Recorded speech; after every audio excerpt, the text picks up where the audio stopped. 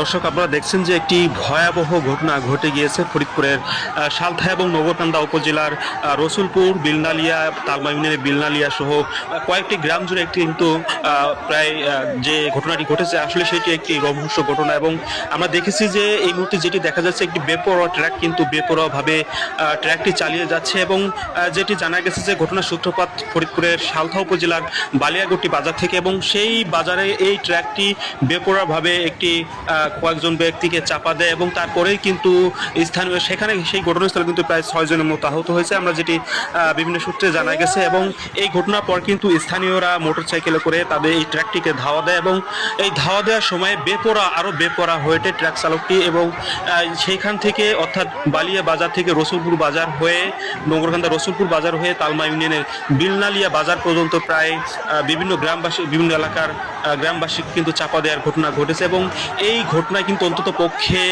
20 জন এলাকাবাসী আহত হওয়ার খবর পাওয়া গেছে। তবে এই ট্র্যাকটি কিন্তু স্থানীয়রা তালমা ইউনিয়নের বিলনালিয়া বাজারের পাশে পৌঁছালে কিন্তু ধাওয়া দিয়ে স্থানীয়রা অবশেষে রাস্তায় রাস্তায় বাধা প্রতিবন্ধকতা সৃষ্টি করে কিন্তু ট্র্যাকটি আটক করতে সক্ষম হয়। এবং এক পর্যায়ে কিন্তু বিক্ষুব্ধ জনতা আর উত্তেজিত হয়ে এই ট্র্যাকে থাকা চালক এবং 2 সহকারীকে গণধুলাই দেন। আমরা কিন্তু সেই দৃশ্য দেখছি যে এখানে কিন্তু নির্মমভাবে এলাকায় উত্তেজিত বা বিক্ষুব্ধ জনতা ট্রাক চালক সহ 2 সহকারীকে কিন্তু গণপিটুনি দিচ্ছেন। এবং যেটি জানা গেছে যে এই গণপিটুনির ঘটনার এক পর্যায়ে কিন্তু আরও 2 জন পালিয়ে যাওয়ার চেষ্টা করলে তাদেরও ধরে গণপিটুনি দেন বিক্ষুব্ধ জনতা। এবং এক পর্যায়ে তাদের স্থানীয়রা আরও কয়েকজন মুমূর্ষ অবস্থায় উদ্ধার করে ফরিদপুর মেডিকেল কলেজ হাসপাতালে নিয়ে যায়। এবং সেখানে কর্তব্যরত চিকিৎসক কিন্তু ইতিমধ্যে যে ট্রাক চালক ছিলেন তাকে মৃত ঘোষণা করছেন। আমরা সেই ভয়াবহ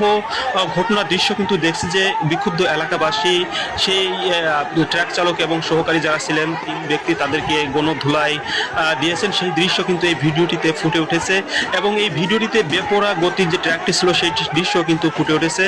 তো এই ঘটনায় যেটি জানা গেছে, হাসপাতাল সূত্রে যেটি জানা গেছে যে হাসপাতালে নেওয়া হলে ট্রাক চালককে মৃত ঘোষণা করা হয় এবং বাকি যে 2 জন মুমূর্ষ অবস্থা অর্থাৎ আশঙ্কাজনক অবস্থায় কিন্তু ঢাকা মেডিকেল কলেজ হাসপাতালে প্রেরণ করা হয়েছে। এছাড়া গুরুতর আহত অবস্থায় প্রায় অন্তত পক্ষে 10 জন গ্রামবাসীকে হাসপাতালে নেওয়া হয়েছে এমনটাই কিন্তু জানা গেছে।